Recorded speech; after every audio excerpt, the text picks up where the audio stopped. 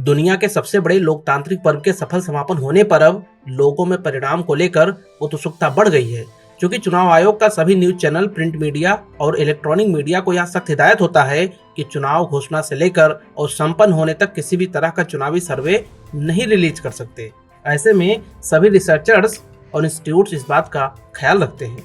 चुनाव संपन्न होने के बाद तमाम एजेंसियां अपने अपने आंकड़ों को जारी करके राजनीतिक दलों और आम जनता को परिणाम के बारे में अनुमान बताते हैं। आज के इस एपिसोड में सबसे पहले हम यह जानेंगे कि एग्जिट पोल क्या होता है, ओपिनियन पोल और एग्जिट पोल में क्या अंतर होता है, एग्जिट पोल का इतिहास क्या रहा है और अंतिम प्रश्न यह है कि पूर्व में इसके आंकड़ों की वास्तविकता क्या रही है। नमस्कार, आज के इस एपिसोड में आप सभी का स्वागत है। मेरा नाम है हरिओम। एग्जिट पोल जैसा कि नाम से ही स्पष्ट हो जाता है कि ऐसा अनुमान जो चुनाव के बाद लगाया गया हो, अर्थात मतदान के तुरंत बाद किए जाने वाले सर्वे को एग्जिट पोल कहा जाता है। इसमें उन वोटरों को शामिल किया जाता है जो वोट देकर बाहर निकल रहे होते हैं और पोल के लिए जरूरी सवाल उन मतदाताओं से पूछे जाते हैं। एग्जिट पोल से यह पता चलता है कि लोगों ने किसको वोट दिया है, उन लोगों की पसंदीदा पार्टी कौन है या फिर उनका प्रत्याशी कौन और क्यों है।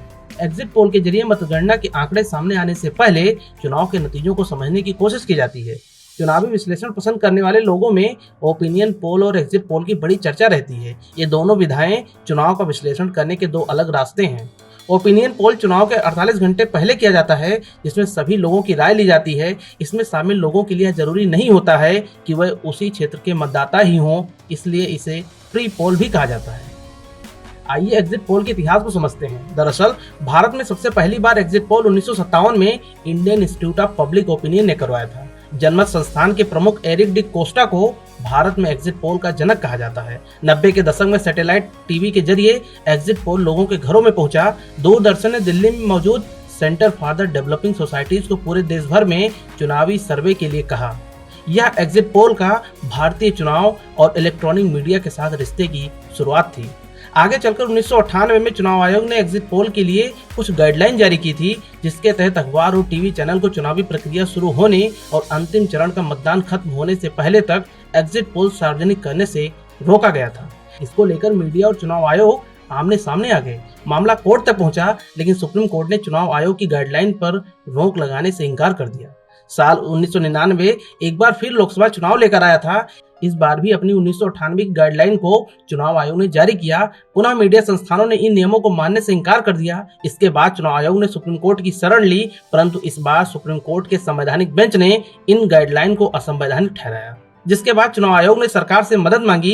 यह बात है वर्ष 2004 की, जब रिप्रेजेंटेटिव ऑफ पीपल एक्ट की धारा 126 में संशोधन करके यह प्रावधान किया गया कि एग्जिट पोल के आंकड़े तभी जारी किए जा सकते हैं जब सभी चरणों के चुनाव संपन्न हो गए हों। अगर बात एग्जिट पोल के नतीजों के विश्लेषण की करें तो इसके सही और गलत होने के बराबर चांस होते हैं। आइए इस बात को उदाहरण से समझते हैं। मान लीजिए कि एक लोकसभा सीट में 1000 पोलिंग बूथ होते हैं, परंतु किसी के लिए भी सभी जगहों पर जाना संभव नहीं होता है। ऐसे में ये एजेंसियां कुछ पोलिंग बूथ पर जाती हैं और वहां पर मतदाता से प्रश्न करती हैं कि उन्होंने किसे और किन मुद्दों पर वोट दिया। इसमें कुछ लोग तो सच्चाई बता देते हैं, लेकिन कुछ मतदाता सच्चाई बताने से कतराते हैं।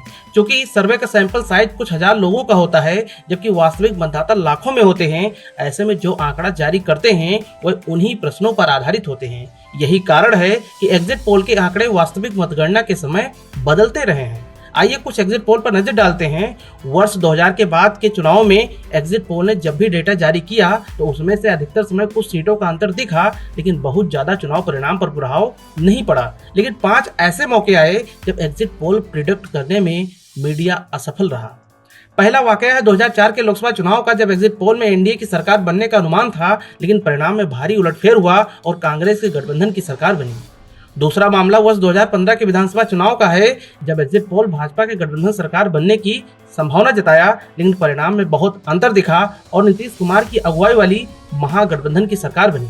ऐसे ही वर्ष 2017 में उत्तर प्रदेश के विधानसभा चुनाव में भी हुआ, जब एग्जिट पोल ने त्रिशंकु विधानसभा अर्थात किसी भी दल को बहुमत न मिलने का अनुमान लगाया, लेकिन परिणाम आंखें खोलने वाला था और भाजपा गठबंधन ने रिकॉर्ड 325 सीटें जीतकर सरकार बनाई। दिल्ली विधानसभा के 2015 और 2020 के चुनाव में भी एग्जिट पोल और परिणाम में भारी अंतर देखा गया था। यही नहीं, 2021 के पश्चिम बंगाल विधानसभा में लगभग एग्जिट पोल में भाजपा की सरकार बन रही थी, लेकिन जब परिणाम आया तो ममता बनर्जी को 70% से भी अधिक सीटें मिली। ऐसे और भी कई अवसर आए जब एग्जिट पोल जनता के मन को पढ़ने में नाकाम रहा। अब जब 2024 के चुनाव संपन्न होने के बाद भी एग्जिट पोल में एनडीए को बहुमत के साथ 350 से अधिक सीटें मिलने का अनुमान लगाया गया है, ऐसे में इसकी सच्चाई को जानने के लिए हम सभी को 4 जून का इंतजार करना चाहिए। प्रिय व्यूअर्स, आप एग्जिट पोल के आंकड़े को कितना सही मानते हैं, कमेंट करके जरूर बताएं। नमस्कार।